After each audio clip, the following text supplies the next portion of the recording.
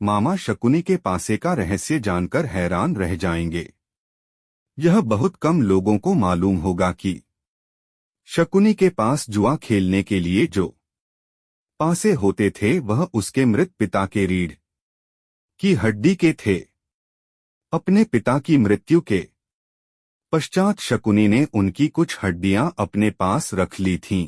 शकुनी जुआ खेलने में पारंगत था और उसने कौरवों में भी जुए के प्रति मोह जगा दिया था। शकुनी की इस चाल के पीछे सिर्फ पांडवों का ही नहीं बल्कि कौरवों का भी भयंकर विनाश छिपा था, क्योंकि शकुनी ने कौरव कुल के नाश की सौगंध खाई थी और उसके लिए उसने दुर्योधन को अपना मोहरा बना लिया था।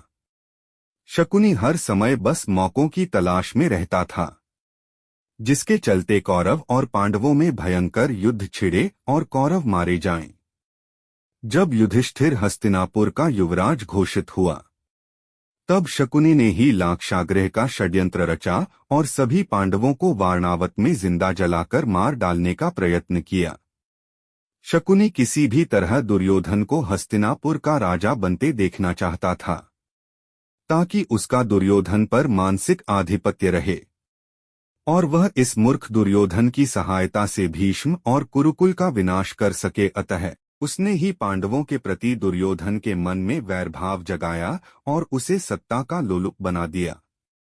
ऐसा भी कहा जाता है कि शकुनी के पासे में उसके पिता की आत्मा वास कर गई थी, जिसकी वजह से वह पासा शकुनी की ही बात मानता था। कहते हैं कि शकुनी के पिता ने मरने से पहले शकुनी से कहा था कि मेरे मरने के बाद मेरी हड्डियों से पासा बनाना। ये पासे हमेशा तुम्हारी आज्ञा मानेंगे, तुमको जुए में कोई हरा नहीं सकेगा।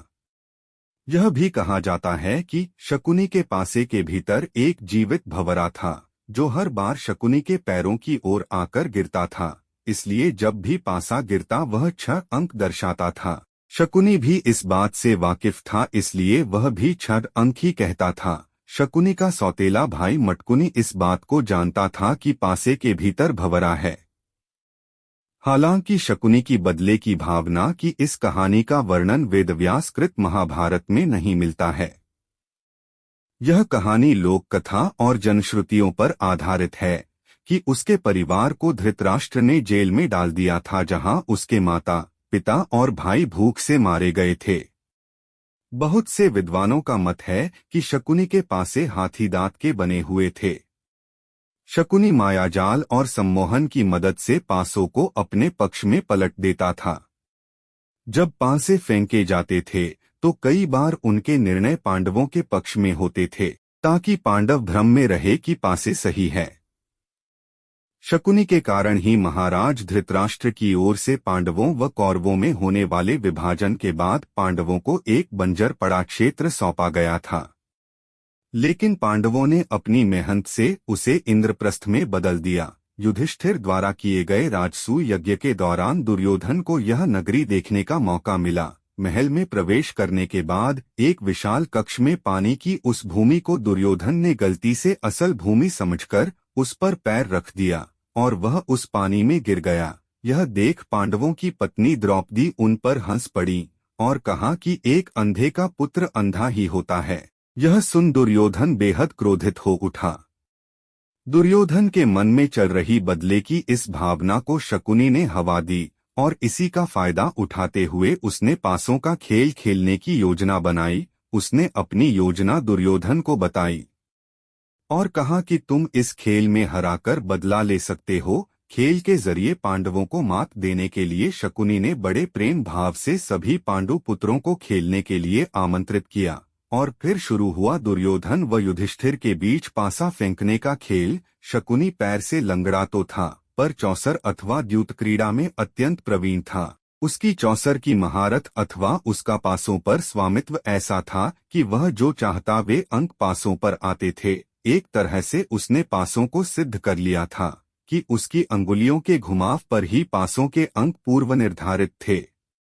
खेल की शुरुआत में पांडवों का उत्साह बढ़ाने के लिए शकुनी ने दुर्योधन को आरंभ में कुछ पारियों की जीत युधिष्ठिर के पक्ष में चले जाने को कहा, जिससे कि पांडवों में खेल के प्रति उत्साह उत्पन्न हो सके।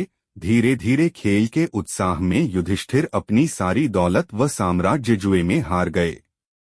अंत में शकुनी ने युधिष्ठिर को सब कुछ एक शर्त पर वापस लौटा देने का वादा किया कि यदि वे अपने बाकी पांडव भाइयों व अपनी पत्नी द्रौपदी को दांव पर लगाएं। मजबूर होकर युधिष्ठिर ने शकुनी की बात मान ली और अंत में वे यह पारी भी हार गए। इस खेल में पांडवों व द्रौपदी का अपमान ही कुरुक्षेत्र के युद्ध का सबसे बड़ा कारण साबित हुआ। इस युद्ध के बाद महाभारत के युद्ध में अपने 100 पुत्रों को खोने के बाद गांधारी ने क्रोध की अग्नि में जलते हुए श्री कृष्ण और शकुनी को यह श्राप दे दिया था। श्री कृष्ण को कहा था कि जिस तरह तुम्हारे कारण मेरे कुल का नाश हुआ है, उसी तरह तुम्हारे कुल का भी नाश हो जाएगा। मौसूल युद्ध के कारण जब श्री कृष्ण के कुल के अधिकांश लोग मारे गए तो श्री कृष्ण ने प्रभास क्षेत्र में एक वृक्ष के नीचे विश्राम किया। वहीं पर उनको एक भील ने भूलवश तीर मार दिया जो कि उनके पैरों में जाकर लगा। इसी को बहाना बनाकर श्री कृष्ण ने देह को त्याग दिया। उसके बाद द्वारिका नगरी समुद्र में डूब जाती है। इसी प्रकार गांधारी ने अपने 100 पुत्रों की मृत्यु का जिम्मेदार शकुनी को भी माना। गांधारी ने गांधार नरेश शकुनी को श्राप दिया कि मेरे 100 पुत्रों को मरवाने वाले गांधार नरेश तुम्हारे राज्य में कभी शांति नहीं रहेगी, वह हमेशा आपस में ही उलझा रहेगा। लोगों को मानना है कि गांधारी के इसी श्राप के चलते आज भी अफगानिस्तान में शांति नहीं रहती है। तालिबान से पहले और तालिबान के बाद और फिर से तालिबान के कब्जे के दौरान अभी तक निरंतर इस देश में अशांति का साम्राज्य कायम है। यह देश कभी भी किसी भी काल में पूरी तरह शांत नहीं रह पाया है। एक किंवदंती भी प्रचलित है कि सिकंदर अफगानिस्तान को जीतने के लिए संघर्ष कर रहा था, तो उसकी मां ने एक चिट्ठी भेजी जिसमें लिखा हुआ था कि दुनिया को जीतने वाला सिकंदर इस छोटे से अफगानिस्तान को क्यों नहीं जीत पा रहा है। इस पर सिकंदर ने चिट्ठी का जवाब देते समय उसके साथ अफगानिस्तान की मिट्टी भी भेज दी। कहते हैं कि वो मिट्टी जब सिकंदर के गांव मकदूनिया में पहुंची तो वहां पर भी झगड़े शुरू हो गए। यानी अफगानिस्तान के लोग हमेशा लड़ते रहेंगे, पहले विदेशियों से, और जब वो नहीं मिलेंगे तो आपस में ही लड़ते मरते रहेंगे।